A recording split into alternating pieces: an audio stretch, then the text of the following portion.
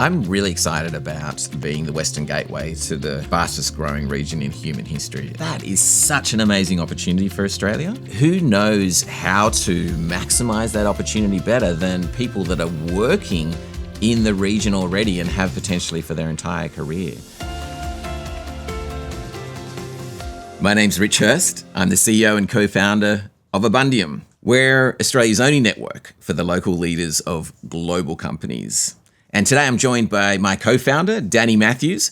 We're going to be talking about why Abundium exists, how it's evolved since we launched, and what's coming up next. So thanks for joining us, and let's jump into our co-founder conversation.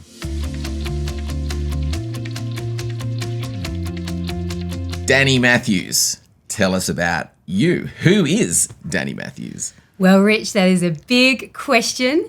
I am an English Aussie, you may tell by the accent. I'm a corporate athlete, I'm mum of 2 little boys and a miniature groodle. And I really believe in being the change, which is really my personal purpose. I think we all have a responsibility as humans and leaders to create a better world than how we found it. So I'm really honoured that through Abundium I get to live that purpose every day and be the change with our wonderful community. But who is Rich Hirst? We often say that we like to get to know the leaders behind the titles. So who's Rich Hirst? That's a great question. I wish I knew, but I can give you some stats and facts about me in a way. I'm a father of 5. I'm an organisational psychologist by trade and training, and always been fascinated by how people think, behave, and perform at their best. And one of the things that I'm really fascinated by is the power of connection. You know, I believe that life's a reflection of the quality of your connections. And so I get to really explore that through the lens of psychology in the workplace. And it's been fascinating just to see how people's careers progress and who goes the furthest. And it's often a result of a whole lot of hard work, maybe a little bit of luck, but again, the power of who they know, not necessarily just what they know. So that's a little bit about me. And yeah, I love bringing people together, building relationships and potentially restoring them as well. So Dani, if you had to describe Abundium in just one sentence, what would it be? Ooh, good question. A local home for global leaders. I like it. What would you say, Rich? I'd have to agree. I think that sense of home is in the name, of course, but it can feel pretty lonely when you're either from outside the country coming in and having to run this market, often Australia, New Zealand, maybe South Pacific or even Asia Pacific from Australia. Equally, a lot of our members are repats. So they're Aussies or Kiwis, but they've returned back to this part of the world. And so it's about for them reconnecting in with this market, which might have changed a lot since they were here. And then for others, it's the first time they've been a CEO. And so for them, it's this opportunity just to connect and feel at home in a space that is very new for them as well.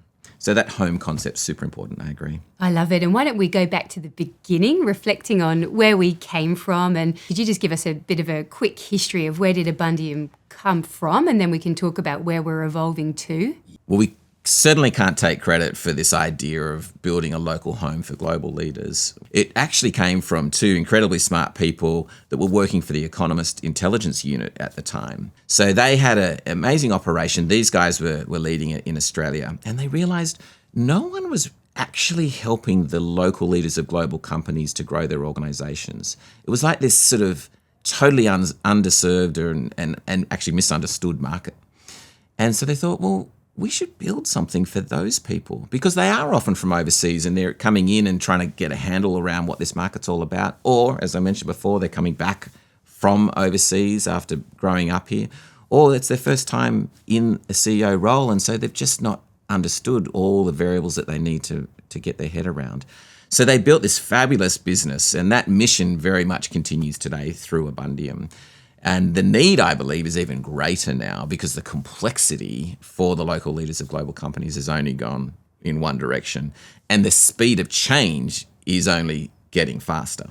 So we're thrilled to sort of continue that mission to support the local leaders of global companies, to really understand this market quickly, to connect very expediently, cost effectively, time efficiently with their true peers that are analogous, not identical, and to help them grow their companies, cultures, and careers. And I remember when we first met in that original business, and I think for us as co-founders, what attracted us to work together was this shared value of learning. You and I are always learning, texting each other podcasts, always adding value, which I know is a core belief of ours, and building it with and for the community. When did we launch, Dani, for heaven's sake? In COVID. It was in the middle of lockdown was when we launched, July the 1st, 2020. And strange time to launch a business, but actually it was the perfect time. And do you remember we had to be really innovative? Yeah. We you couldn't go 5Ks out of your suburb, so we had business on a bench. I remember bringing 5 people in Mossman together and ideating. We made postcode pals, so leaders in Balmain, there was 2 people here, 2 people there, 2 people there. Do you remember the bands that we had? The red, green, the traffic lights? That got in the AFR as well. People had different levels of tolerance as to how close they would like to go. So what the red one was... Red one was stay away from me, don't handshake me. I think we came up with a more positive term though for it. I think it was greet from 6 feet. Yeah, greet from 6 feet. So that was red. Yellow was fist pump, and green was bring hug it in. Me. Yeah. Because some people just needed a hug, to be fair. Yeah. But I know, it was just so crazy. But it was such a brilliant time to launch the business. One, because there was unprecedented need for the local leaders of global companies to connect. They couldn't do it, obviously, in person during lockdown. But no one had really been through a pandemic before of this scale.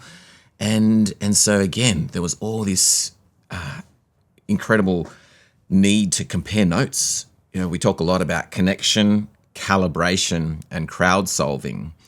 And that's what we were doing on steroids. We were like connecting as much as we could online, calibrating, what are you doing? How are you solving this? Because the challenges were right across, didn't matter what industry or how big or small you were, very common challenges. And then crowdsolving solutions together. So yeah, it was amazing. And the great thing, I guess, was no one was traveling and there was a greater need than ever. So we had more time than we would normally have with executive leaders and more need to actually connect. And so it was a great time to launch a business. So we grew very, very quickly.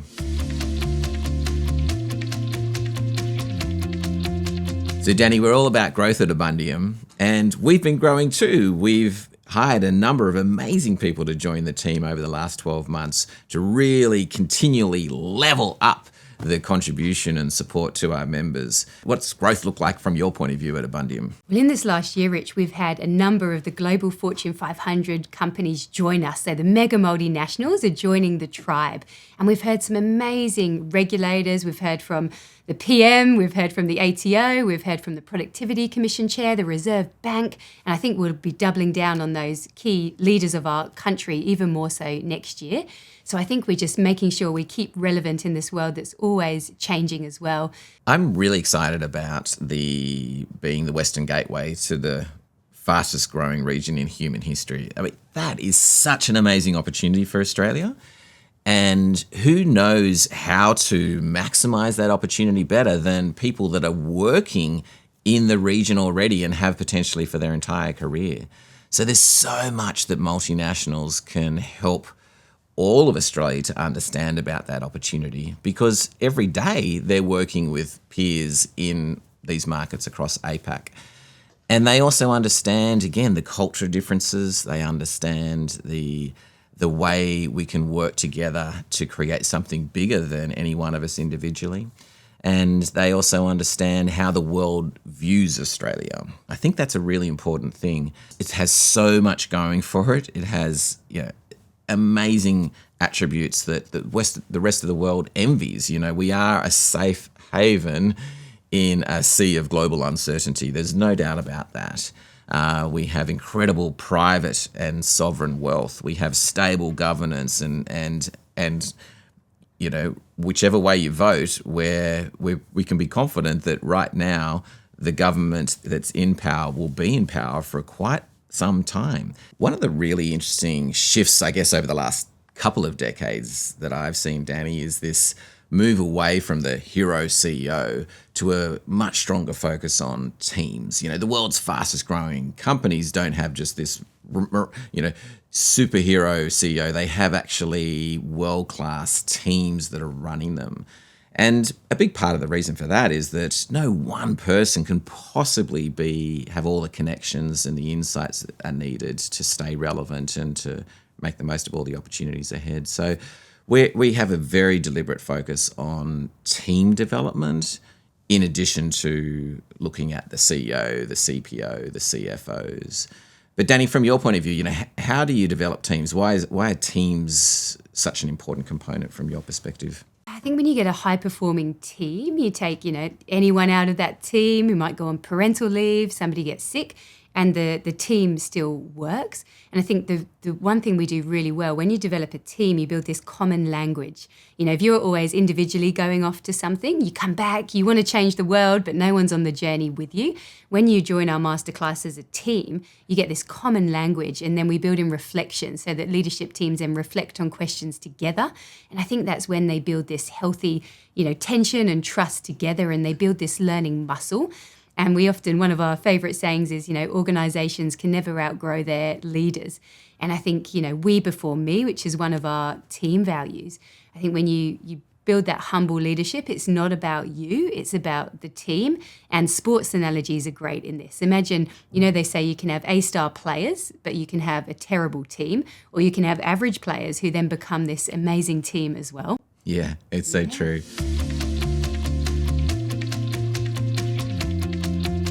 In Australia, we are one of the most connected countries in the world economically from a trade point of view. And also we're dependent on those relationships. So it's not just an opportunity, it's a necessity for us to think globally and act locally. And that's a really important part of who we are and what we're all about. Yeah, and I think at this time, we're the Western gateway to the world's fastest growing region in history, I believe, in Asia Pacific. And what an opportunity. I feel like it's really our moment to step up, be the innovation nation and punch above our weight. And we do. We've always done that on the sporting field, incredible athletes, except for the rugby guys who just lost against Italy, but we won't talk about that. But yes, we punch above our weight in the sporting field. In the world of arts, we've got incredible people all around the world, but business too. It's so exciting when you see people from the Antipodes actually running global companies around the world. And what's interesting about that, though, is that often Australia, even if you're not in a global role, we are influencing upwards in a really powerful way. There's countless examples of things that started here, made in Australia that have actually gone global. Yeah, and our forgotten time zone here, miles away from the mothership, almost breeds that opportunity. The rest of the world is asleep while we're awake. We have to be more than just a contributor to profit and revenue, because the local operations of a global company in Australia and New Zealand is often only about 1 to 5% max of revenue. So if that's all you're doing is contributing at that level, then it's hard to stand out. So the local operations that we see prosper most are the ones that define themselves beyond revenue and profit.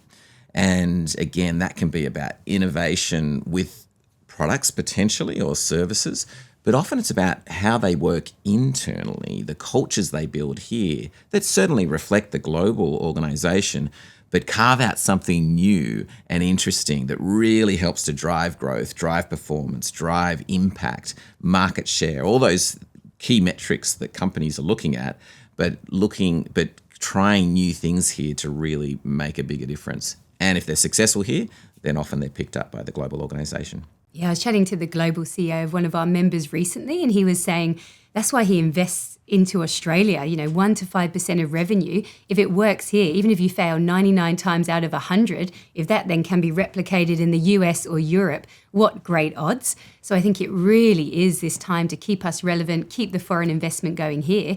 We've got this island, so people can have an experience. What did somebody call it? The finishing school for multinationals, which we loved. And it's so true, because when you're running, say you're in the US, it's such a big market, at least 10 times the size of the Aussie market. And so if you're given a leadership role, often it'll be in just one vertical, so one small part of that bigger market. And so you get to know that vertical really well. But when you're given the country leadership role in Australia, you're operating across all the verticals. And so it's the horizontal, you get the horizontal, it's fantastic. And that's actually a much better training ground for then moving into a bigger market offshore. So, yeah, I think it is finishing school for multinationals. It readies you for those bigger roles in the bigger markets overseas. I think that's what we're learning. Leaders need to develop functionally. They're often very strong, but then at that country leadership level, it's enterprise leadership. And I think that's how we really support leaders. It's getting outside your function, thinking outside the building, and really building that global leadership muscle. Do you agree? 100%. We see the gap in capability is at the enterprise level, not the functional level. Great finance leaders, great HR leaders, marketing leaders, sales leaders, but can they think corporately? Can they think across the functions and really lead in that way? And very importantly, once they become a country leader, how are they going to go managing the matrix? That multinational matrix is so complicated. The internal politics are significant, and really being able to navigate through them is important. Do you remember when Michael Watkins joined us, the author of The First 90 Days, and he's just written a great book about strategic thinking. And he said, if you're not into politics, don't be into business, because it's just reality. You've got to work the angles. You're not being manipulative, you're being smart. You're just understanding how things work. And so we do need to understand how to manage in a political environment. And in multinationals, it gets really political, and there are big cultural differences often as well. We've got a number of clients and members that work very closely. We had a lunch just the other day with the members that report into Japan. That was fascinating, Dani. What did you take away from that? Again, big cultural differences. Yeah, I think that this is the moment for Australia and Japan. They're saying by 2035, we'll double the number of tourists there to be 60 million like Paris. Currently, I believe it's 30 million.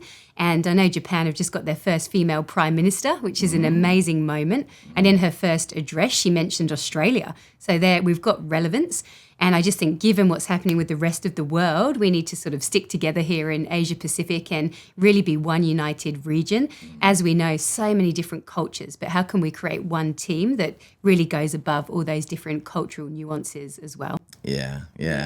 And so I think this comes back to, why at Abundium do we focus on the local leaders of global companies? A lot of people ask that, and it's like, why don't you work with ASX CEOs and executives, or why don't you work with sort of privately owned companies in Australia that are just domestically focused? And you've touched on a few of the reasons. We've talked about them already, but one of them is this matrix of cultural differences and the political and internal politics that are on a whole different level when you're the local leader of a global company. But the other thing we've talked about is that you're a small percentage of global revenues, not 100% of global revenues. Your role is more around the local optimization of the global strategy, as opposed to setting, of course, the strategy. And you have to have an understanding of really what's going on in the world, because you're much more impacted by what's happening at the mothership, at the global HQ, as well as what's happening in other markets. You're competing on two levels at least. Yes, with the external competitors, but you have internal competition that you're having to account for as well. You're pitching to the mothership, the global HQ, on a regular basis for investment here against your subsidiary peers in other markets. And there are other markets out there that are really attractive, doing fascinating things with potentially more upside than Australia. So all of these variables are quite different to that if you're running a domestic operation, whether that's listed or privately owned or otherwise in Australia. So that's why we focus on the local leaders of global companies, because their job is fundamentally different to that of a local leader that's just having to think about Australia.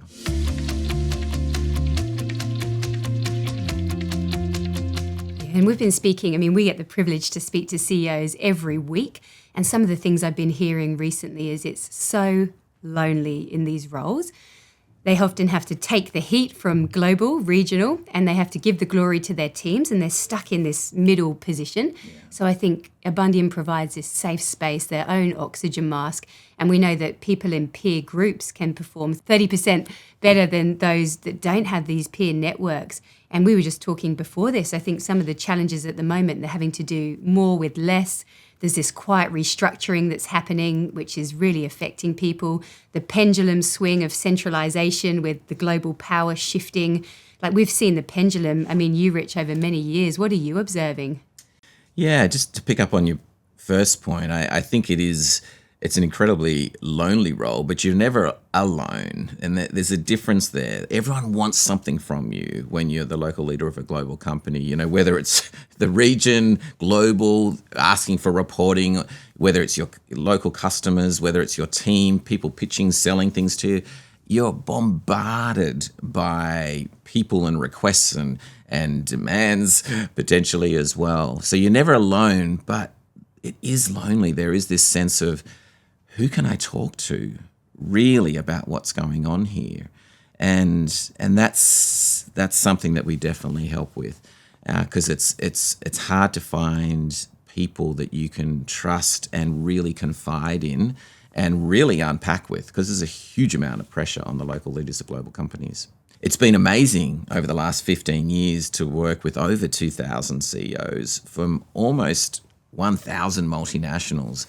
So we've got a really good sense of what we're seeing across industries, and no matter where they report into offshore, what the trends are.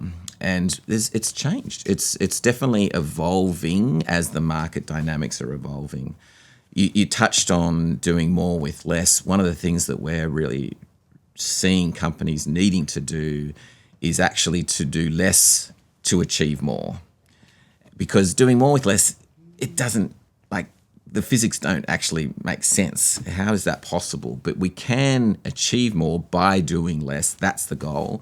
And so that's around focusing in on the parts of your business that deliver the greatest value.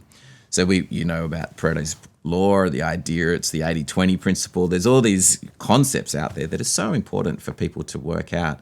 So the companies that are succeeding are the ones that are really doubling down on the areas of their business that have the greatest growth opportunity, and being quite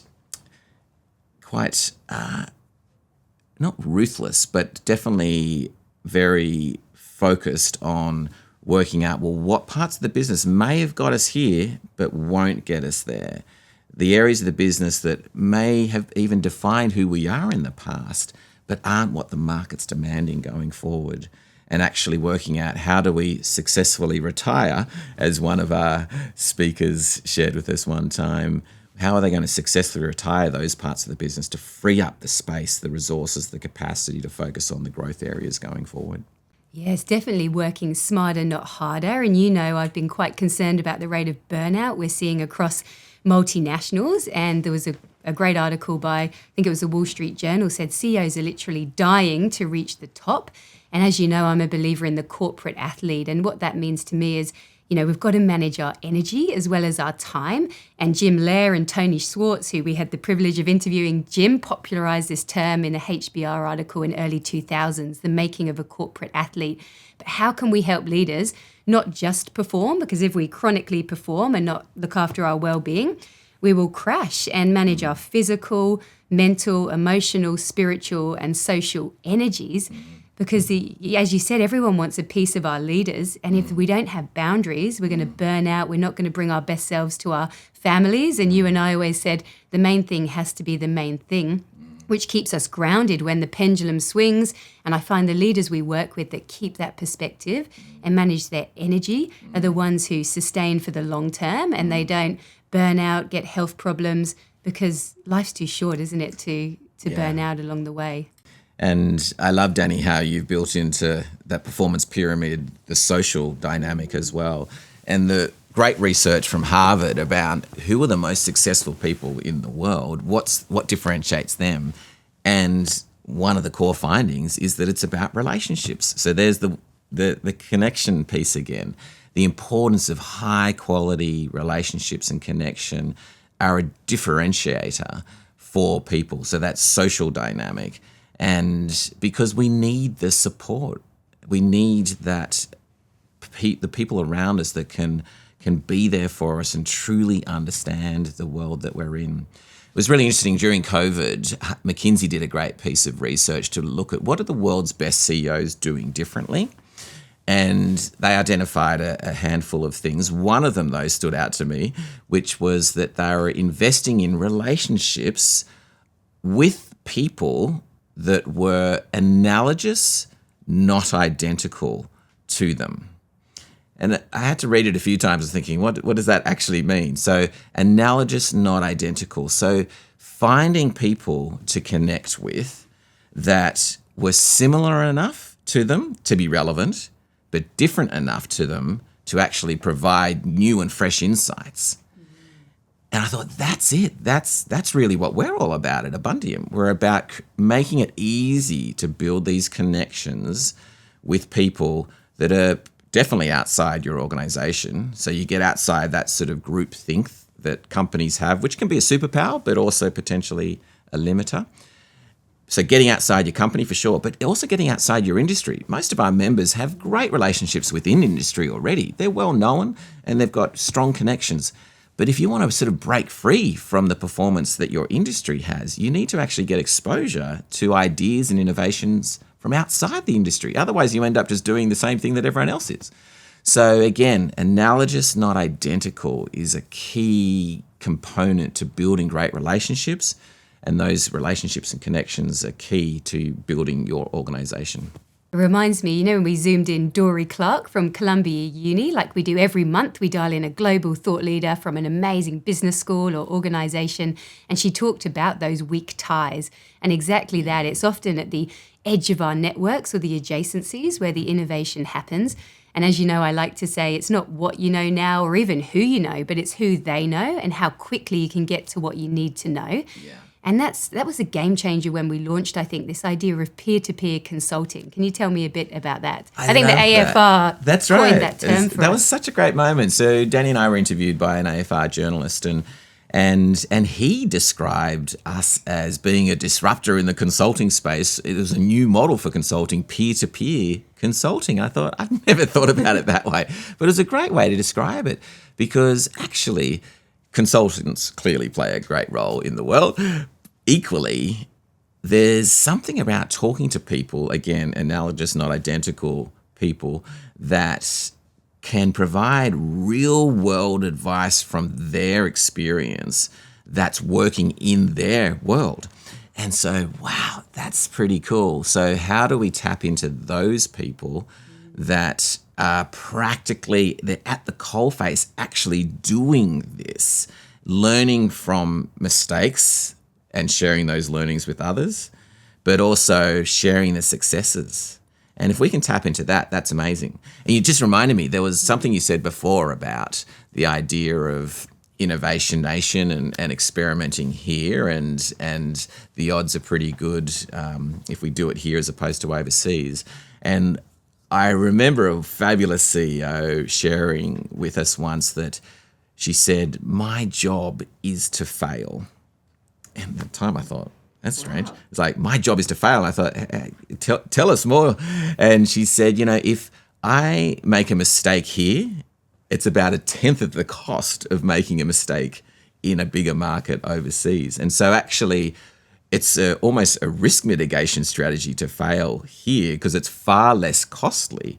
And so she kind of looked at it in a different way, but she thought actually the learnings we gain from making a mistake here can be applied anywhere else. And so there's sort of no downside. If you win, if you succeed by experimenting here, it can be applied in lots of markets all around the world, bigger ones as well.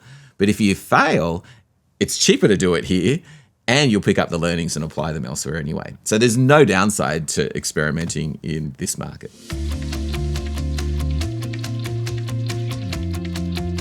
So, Rich, what advice would you give to multinational leaders? We are hearing more so than ever before how time poor and resource constrained leaders are in today's operating environment, particularly multinational leaders. So that's why we built Abundium.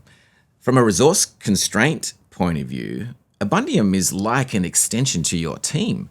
But it's not just like one person, it's like 100 CEOs and thousands of other multinational leaders, as well as the Abundium team supporting your success. In terms of being time poor, well, if you're going to spend time away from the office, make sure it's with people that are really relevant, but also people that are going to be able to add new insights to you. So people from outside your industry, but still understand the challenges you face as a multinational leader. And then making growth easier, well, that's really, again, what we're all about. And growth isn't just about performance. And this is a really important point, that if you just focus on performance, perform, then sooner or later, that performance will plateau. And you might burn out as well. We call that chronic performance. So if growth is the goal, you need to focus on, yes, performance, but also development, as well as well-being, the recovery rituals that will help you to maintain your performance over time. So we've built our whole offering around those three elements: performance, development, and well-being. And so through Abundium, you can get access again to a great extension of your team that's super, super relevant and informed. And you can help yourself grow by tapping into the performance development and well-being experiences that we offer. What advice would you have for multinational leaders, the local leaders of global companies? My advice would be to think about your legacy. Who are you beyond your numbers? I'm sure on your tombstone it won't have, I hit my quota, quarter after quarter. I think it's stepping above that. That is really important, and we need to hit our numbers. But the abundant leader cares about people, planet, as well as profit. And two of my favourite questions from Sir Clive Woodward in the London 2012 Olympics were, how do you want to be remembered? And how do you want to remember this time? So I would say to leaders, this time with your team, it may only last another month, 12 months. We know there's so much movement in the world of multinationals. How do you want to remember this time? And I think Abundium is really well placed to help with that, because we build learning cultures so that you're learning together, you're growing, you're having fun together. You're thinking not just about your numbers, but you're thinking about the bigger picture. When we started Abundium, it's all around better leaders for a better world.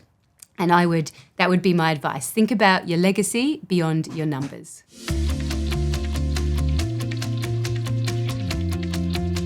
One of our principles is give forward. Can you tell us a bit about that and how we do that at Abundium? Yeah, so every one of our multinational members has the opportunity to nominate a local not-for-profit.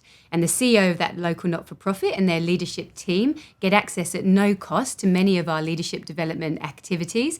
And also amazing stories have come from fusing the not-for-profits with the multinationals, one including, building a new hospital in Africa, so you never know the ripple effect of a community. But also give forward means this generosity of spirit with our members. People give forward their time, their products, their energy. So I think it's just, encapsulating the whole community. So good. And I love giving forward knowledge as well. A lot of our members post insights that they get from Abundium on LinkedIn. We're sharing continually. There's just such an amazing opportunity to help everybody to prosper. Certainly our members, but we want Australia, we want the world to be a better place through better leadership. And so Give Forward is something that we are very passionate about. Yeah, and just thinking about our values, I was thinking they're actually the thing I'm probably most proud of on this journey, is that they're not just values on a wall, they're really behaviours that have come alive through the community. So get real. I think we've got this really low ego community that gives practical advice, real stories, real talk. Give forward, multinationals nominating their not-for-profit partner and being generous with their insights. But my favourite, I think, go large. Let's lead with ambition, punch above our weight, and really be the change we want to see in the world. Yeah, it takes us back to our origins of this idea of tenfolding Australia's impact for a better world. Tenfolding your impact for a better world is, I guess, the mission that we hope to support for all of our members. And as we go into 2026, we're really excited.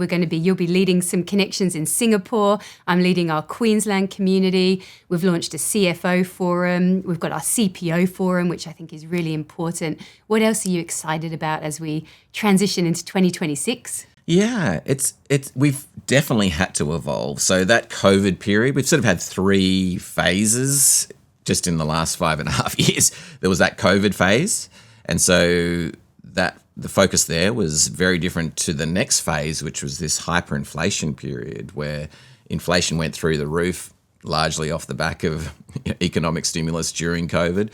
So around the world, suddenly costs were going north, and the challenges of running a business were very different to those during COVID.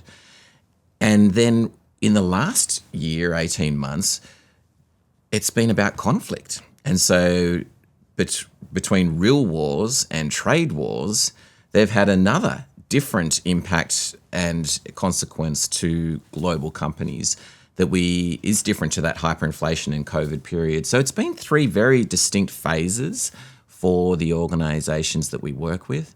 And so we've definitely had to evolve through all of those. So what we're seeing in 2026 is definitely doubling down on the power of forums.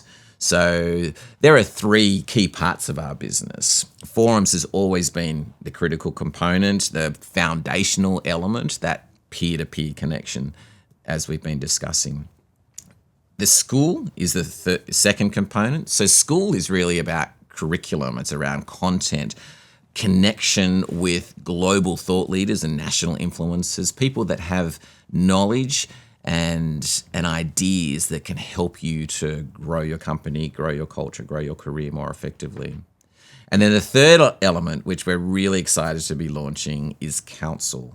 So what's council? So we've got a multinational business forums, we've got multinational business school, and multinational business council is the third element that's launching this month. What's the Multinational Business Council? Well, put simply, it's a way that we can advocate for the 10,000 global companies that have operations in Australia, employing over 1 million people in this market, contributing 14% to the nation's GDP, that until now haven't had a unified voice. And so we are very excited about being that unified voice, bringing together some of the Australia's biggest multinationals to share their insights, to help not multinationals become more profitable. That's definitely part of it. But actually the bigger part of it is to help Australia to fix its productivity and maintain, if not grow, its global relevance. So everybody can win if we get the council working well, because it benefits Australia to have great global companies succeeding here, and global companies succeed if Australia's easier and a better place to do business in. And Rich, you mentioned the three phases, and I think maybe the fourth phase that we might be going into is this proliferation of, AI, and we hear this all the time. People are, they're learning on the job. There's so much change happening. There's so much opportunity. But also I think the value of human connection and who you can trust is going to become even more important. Like us sitting in a room knowing that's you and not fake news. So I think Abundium will really have this even more important role to play is trust. Do you agree?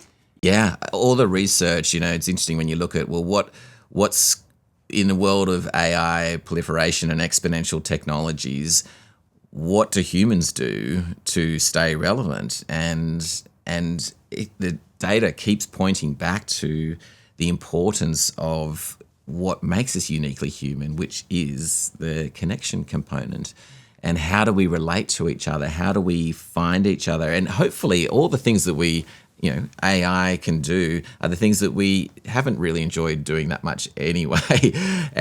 But it does create this space for actually just leaning more into the power of connection, and for any company to double down on that capability to connect and really build strong relationships has never been more important, and will be a differentiator, because AI will be doing a lot of the other work that's more repetitive, but actually over time it's becoming increasingly more sophisticated as well. How are you feeling about next year? Oh, amazing. I think growth of partnerships is another exciting area for us. So we've got new partnerships with Sky News, The Australian. We have new partnerships with and other groups like Awake Academy with Lane Beachley and Tess Brower. So all these incredible collaborations that are helping to extend the value proposition to our members. And I'm super excited about that as well. So next year, wow, I feel like, it's been a wonderful 5 years. The next 5 years are even more exciting. And in 2026, we're launching a lot of new initiatives to deepen the value proposition, to really build out that team experience further, and to help our members grow more easily.